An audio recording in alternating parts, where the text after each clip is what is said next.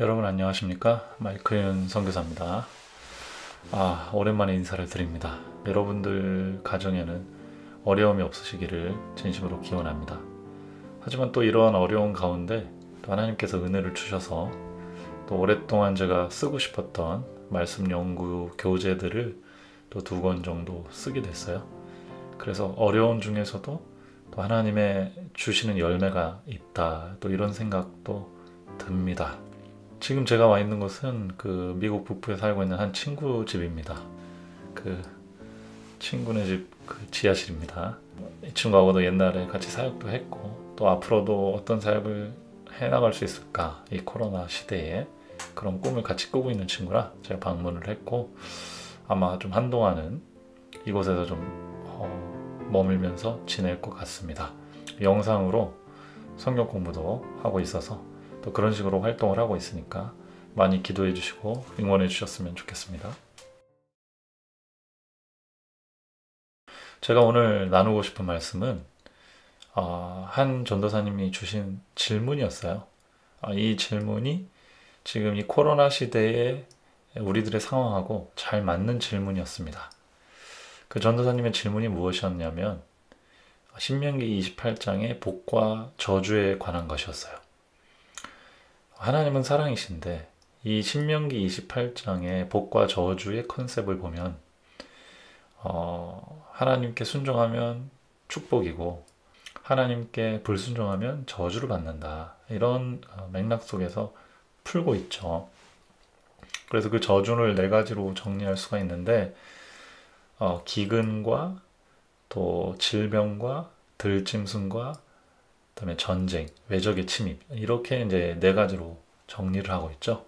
신명기 28장을 읽어보시면 그렇게 딱 둘로 나눠져 있습니다. 그래서 순종해서 복 받고 불순종의 저주를 피해라. 물론 이제 이스라엘 백성들이 거기 나오는 걸 다 경험하죠. 그래서 사실 이거는 순종의 복, 불순종의 저주, 이렇게 뭐 딱 기계적으로 나눴다기보다는 이스라엘 백성들이 처음에 순종할 때는 좋았다가 불순종하면서 점점 안 좋아지게 되는 상황을 그린 그런 모습일 수도 있습니다. 물론 이제 더 깊은 신학적 설명은 제가 다른 영상에서 한번 다뤄볼 것 같아요. 오늘은 이 질문이 이제 우리 코로나 시대에 주는 그런 의미에 대해서 살펴보려고 합니다. 그래서 그 전도사님이 하나님의 사랑과 이 복과 저주의 이 시스템이 좀 맞지 않는 게 아니냐, 이런 식으로 질문을 주셨어요. 굉장히 좋은 질문이라고 생각이 됩니다. 여러분들은 어떻게 생각하시나요? 하나님의 성품과 지금 이 땅에서 일어나고 있는 이 코로나, 어떻게 이걸 우리가 조화롭게 이해를 할 수 있을까? 이것에 대해서도 지금 인터넷에 굉장히 많은 해석과 의견, 또 말씀이 돌아다니고 있죠. 톰 라이트라고 하는 그 교수님은 지금 뭐 굉장히 유명한 교수님인데 책도 많이 쓰시고 영국 성공회의 사제로서 그 새 관점 학파를 이끌고 계신 분이시죠. 우리나라에도 소개가 된 책들이 굉장히 많고요. 영향력이 있는 분인데 그분은 Why라는 질문을 우리가 빼자. 왜 코로나가 생겼는가? 이 질문은 빼고 How라는 질문을 하자. 어떻게 이 코로나를 대처할 것인가 라고 우리가 그 논점을 바꾸자, 이렇게 얘기를 합니다.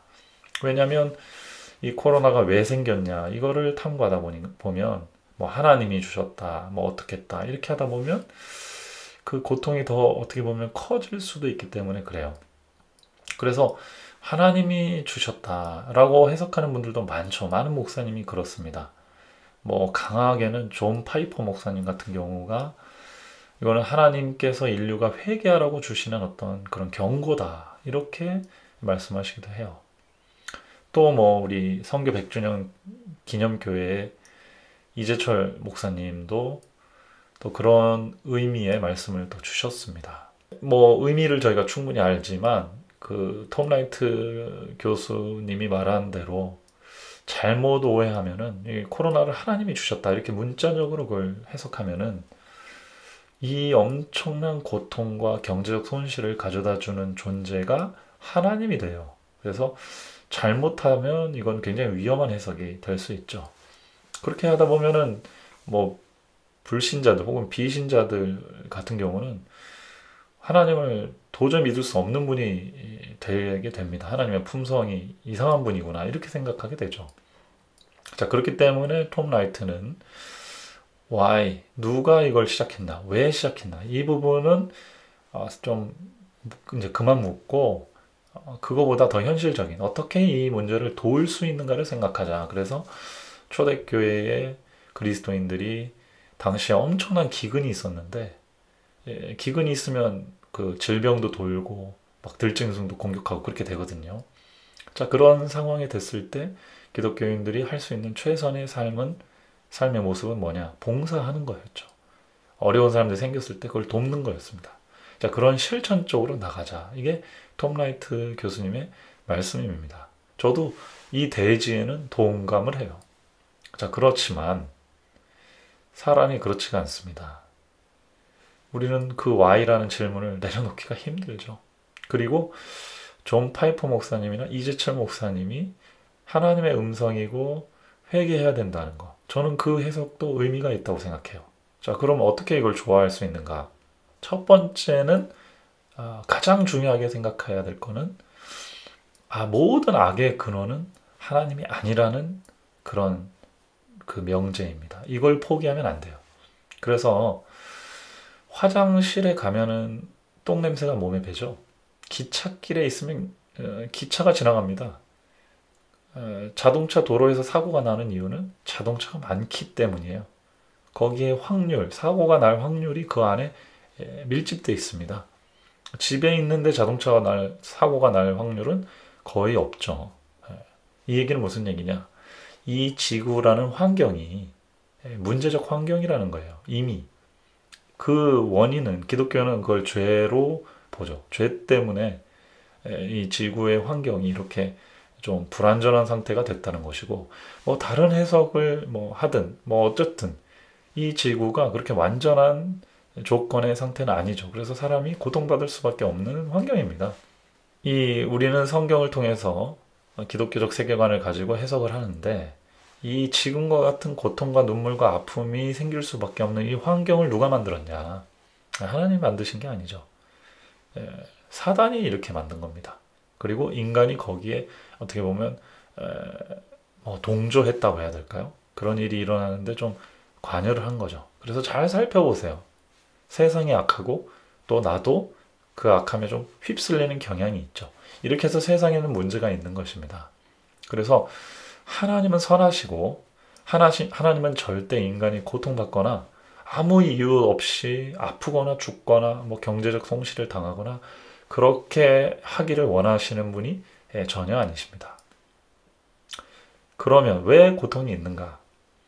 고통은 사단이 주는 거고 악의 영 혹은 악의 세계가 주기를 원하는 거죠.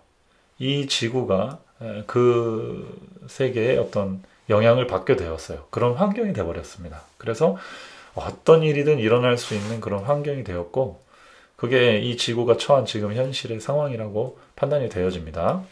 자, 그런데 하나님은 이런 고난의 현실을 허용하시고 계셔요. 그것도 사실입니다.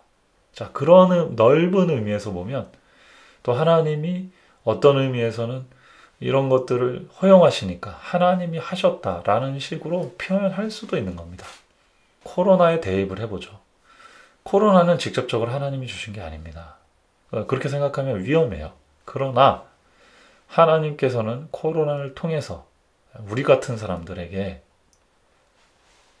사후적으로 뭔가 각성을 시키고 영적으로 깨어나고 회개하고 또 우리의 행동을 고치고 또 톰 라이트 교수님처럼 뭔가 실천적으로 우리가 도울 게 무엇인가 또 우리가 지구 환경을 파괴하거나 혹은 또 뭔가 시스템적으로 더 어려운 사람들 고통받도록 그렇게 해놓고 있지는 않는가를 돌아보도록 하는 수단으로는 활용하고 계시다는 사실을 우리가 또 명심해야 됩니다.